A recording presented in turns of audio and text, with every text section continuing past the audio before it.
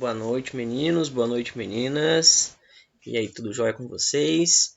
Bom, aqui quem fala é Marcos, professor, tá? Vamos iniciar agora nossas aulas online, tendo em vista aí essa questão do coronavírus, tá? E vamos tentar fazer de uma maneira que todos nós tenhamos o melhor aproveitamento. Tá ótimo? Desde já me disponibilizo a qualquer dúvida que tiverem, tá? Qualquer coisa pode me mandar mensagem, pode, né, ir na escola perguntar a respeito, estarei à disposição para solucionar quaisquer que sejam as dúvidas. Pessoal, nós vamos continuar o nosso conteúdo a partir do capítulo 3, da página 264, tá? Que é o conteúdo que vem após nós termos terminado os exercícios em sala na semana passada. Pessoal, neste capítulo, nós vamos continuar falando a respeito do conhecimento, tá? Vai entrar um pouco daquela questão filosófica acerca da dúvida que nós tratamos no capítulo anterior.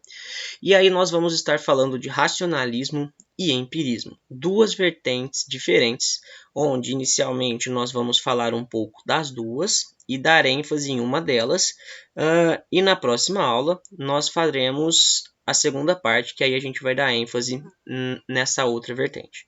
Então vamos lá. O conhecimento, ele inicia-se pela razão ou pelos sentidos? Né? Já iniciamos aí com questionamento. E notamos que a reflexão filosófica, ela diferencia-se das tradicionais narrativas míticas por não recorrer a uma suposta autoridade sagrada de seus discursos. Ou seja, lembram quando os pré-socráticos eles questionaram, na verdade, a questão das mitologias? Então, o que acontece? Lembra da questão da dúvida? Que foi necessário na filosofia gerar uma dúvida em função daquilo que se tinha para que pudesse se proceder, né, com a atitude filosófica. Então, ele traz o quê? Que com isso, a filosofia inaugura o debate no campo do conhecimento, pois uma explicação filosófica não deve ser aceita sem o devido exame racional. O que seria esse exame racional? Nas mitologias, como sabemos, nós tínhamos a questão daquela autoridade sagrada, como eles nos trazem, né? Eles buscavam no sobrenatural, no sagrado, aquilo que fosse que justificasse, né, os seus anseios. Só que com o racionalismo nós vamos ter diferente. Nós vamos ver que para que algo seja de fato aceito, ele tem que ser evidenciado de forma racional, ok? Então, quando e como é possível justificar algo? Justifica-se algo quando este é acompanhado por evidências racionais e práticas de sua existência, fornecidas pela razão e pela experiência. O que ele quer dizer com isso? Ele quer dizer que, primeiro, ele vai nos indagar quando e como é possível justificar alguma coisa. Então, ele vai falar que você justifica algo quando isto é acompanhado por evidências. O que seriam essas evidências? Algo real que comprove aquilo que eu quero que seja, aliás, que evidencie aquilo que eu quero que seja comprovado. Tá?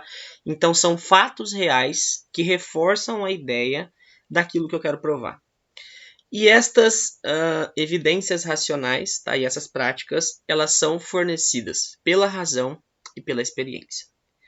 O conhecimento, sujeito do objeto. Essa questão surge ainda com a filosofia antiga e adquire importância com o passar dos séculos. Conhecimento consiste em uma relação entre o sujeito cognoscente e o objeto cognoscível. Pessoal, duas palavras talvez não muito comuns, tá, no nosso vocabulário, mas de simples significado. Então, o sujeito cognoscente, ele é quem conhece algo, quem conhece alguma coisa, e o objeto cognoscível é aquilo que se torna conhecido. Então, o sujeito, enquanto cognoscente, ele é aquele que busca, que conhece algo. E o objeto cognoscível é aquilo que se torna conhecido a partir da busca desse sujeito. O ser humano não conhece completamente nem a si mesmo e nem a natureza. Uma das concepções filosóficas bastante influentes nas discussões da teoria do conhecimento tem sua origem nos textos de Platão. Pessoal, Platão, discípulo de Sócrates, como nós já falamos em sala, tá? Ele vem nos trazer o quê? Que de acordo com ela, são elementos essenciais na formação do conhecimento: crença, justificação, verdade. Ou seja, o conhecimento trata-se de ser sinônimo de crença justificada e verdadeira. O que seria isso? Logo no início, ele fala que o ser humano não conhece completamente nem a si mesmo e nem a natureza. Por quê? Porque o ser humano, ele, na verdade, ele não se conhece na sua totalidade e nem a natureza. Só que de acordo com essa teoria, né, o que acontece?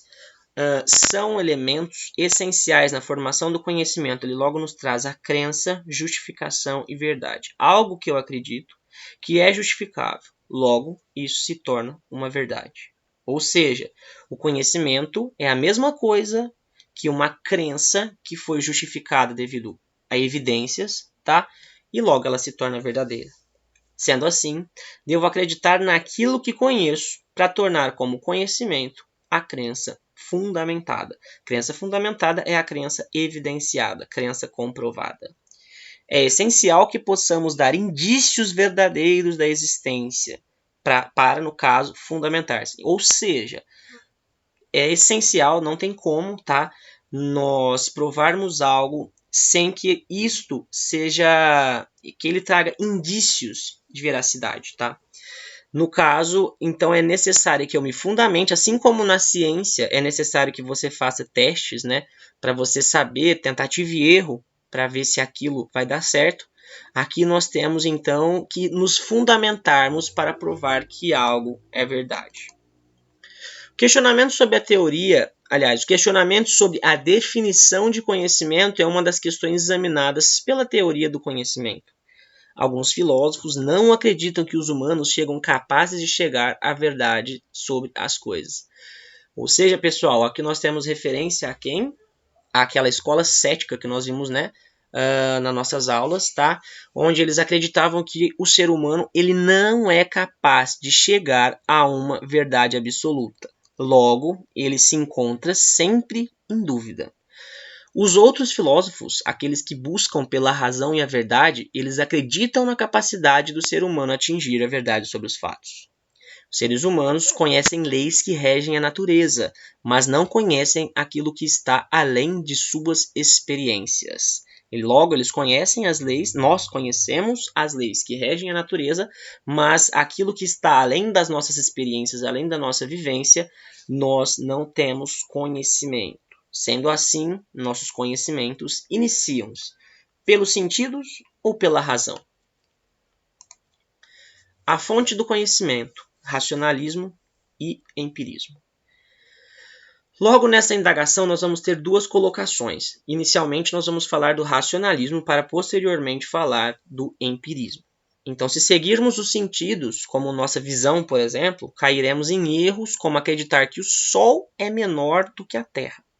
Para o racionalismo, o conhecimento é a priorístico, ou seja, ele vem antes das experiências sensoriais. Ou seja, o que ele está falando aqui? Que, como nós estamos falando do racionalismo, ele logo vai trazer a questão da nossa razão. E se nós nos deixarmos enganar pelos sentidos, nós vamos cair em contradições ou até em equívocos, como pensar, por exemplo, que o Sol é menor do que a Terra, porque ele está na nossa visão. Tá? É aquilo que a gente vê.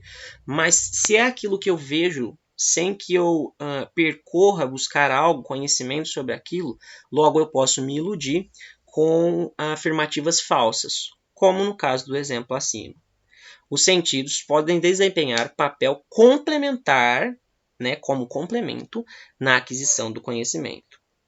Já existe uma diferença. O empirismo se difere do racionalismo quando destaca que não há ideias antes das experiências.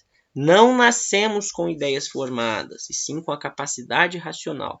Aqui ele dá um pequeno parecer sobre o empirismo, que será abordado logo na frente nas próximas aulas. O racionalismo de Platão e o mundo das ideias. Pessoal, Platão ele acreditava na existência de dois mundos. Um deles era o mundo das ideias, o mundo inteligível, que seria um mundo superior, e o outro mundo seria o mundo sensível, aquele mundo onde nós vivemos, este mundo, na verdade. Então, para se compreender o racionalismo de Platão, é necessário apresentar brevemente sua teoria das ideias. Para Platão, essa teoria divide a realidade em dois níveis articulados, o sensível e o inteligível. O plano inteligível ele é superior, enquanto o plano sensível é inferior. Mas o que seria este nível sensível da realidade? Logo, é o mundo em que vivemos e existimos. Por exemplo, a teoria platônica da beleza. Em tudo aquilo que existe beleza, identificamos o belo. A ideia de beleza é o belo em si. Nós encontramos as coisas bonitas no mundo sensível devido à existência do belo. O que ele quer dizer com isso? Ele quer dizer que onde existe beleza, na verdade, existe o belo. Porém, a beleza ela é passageira e o belo eterno. Porque a beleza pertence a este mundo e o belo pertence ao mundo inteligível. Logo, ele é eterno. E por que a beleza passa? Porque ela está sujeita à ação do devir. Lembra o devir de Heráclito? Tudo se modifica de acordo com o tempo. Então, ele fala que a beleza ela está sujeita às ações do tempo. Logo, ela pode deixar, né, de ser beleza. Mas o belo permanece belo, pois ele pertence ao mundo inteligível e o mundo inteligível é eterno. As coisas são belas e não a beleza em si.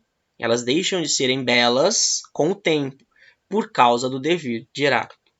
Dentro do mundo sensível, a beleza que constatamos com os nossos olhos não é eterna. O belo em si é eterno, e este pertence ao mundo inteligível das ideias. Platão e o inatismo. O que seria inatismo? Inatismo é o conhecimento a priorístico. Como nós vimos lá atrás, acho que até passou sem nós comentarmos, o conhecimento a priorístico é aquele que vem antes, tá? Tudo que é a priori, a priorístico no caso, é um conhecimento que antecede, ok? Logo, convido vocês a lerem o fragmento de A República, tá?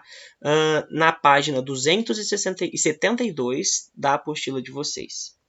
Após a leitura do fragmento, nós vamos constatar o quê? Que as ideias, a racionalidade, na verdade, elas são anteriores ao mundo sensível. Logo, o ser humano já tem a capacidade, né? A racionalidade, ele vai trazer aqui nessa questão, que ela vem antes das sensações. A racionalidade presente nos seres humanos está originalmente antes da sua encarnação no plano sensível, diante das ideias. Ou seja, a racionalidade, aquela capacidade de racionalizar, ela vem antes, tá? O raciocínio vem antes do plano sensível. Então, até antes mesmo da encarnação do ser humano no plano sensível, ocorre que ele já é dotado da capacidade de raciocínio, tá? Então, ele nos traz aqui Platão e a alegoria da caverna. É uma das partes mais famosas da teoria de Platão, que a gente mais comumente conhece como o mito da caverna. E o que seria isso? Platão nos coloca que em determinada época existiam pessoas que estavam dentro de uma caverna, tá? E esta caverna, eles estavam acorrentados de frente para uma parede, onde atrás havia alguma passagem de luz, uma fogueira. E a única coisa que eles conseguiam ver era a sombra. As sombras que eram projetadas, tá, na parede da caverna. Eles não tinham conhecimento de nada além daquilo ali. E o que ocorre? Num determinado dia, um sujeito conseguiu escapar, se libertar, e ele buscou, né, ele sobe ao muro e ele vê que fora da caverna existia uma vida totalmente diferente, um mundo de verdade. Né? Que aquele mundo que as pessoas acreditavam ser o único e exato dentro da caverna, aqueles que estavam presos, era um mundo falso, que na verdade o mundo real ele acontecia fora desta caverna. E ele se libertou, tá? Mas ele ficaria sujeito a duas interpretações. Ele poderia chegar e provar aquilo que ele viu, tentar provar e ser indagado como um mentiroso, ou ainda poderia ter uma reação adversa daquelas pessoas que talvez não aceitariam, né, correria-se o risco, daquela nova experiência, aquele novo conhecimento que ele estava trazendo para aquelas pessoas. Então, nós fechamos com a frase: Para atingir o conhecimento, é necessário se libertar. Pessoal, eu espero que vocês tenham gostado. Eu peço que vocês façam os exercícios até a temática de Platão, tá? Quando mudar a temática nos próximos exercícios, a gente vai trabalhar com o restante da matéria na parte 2, tá bom? Qualquer dúvida, pessoal, estou à disposição e eu espero que vocês tenham gostado. Um abraço, até logo!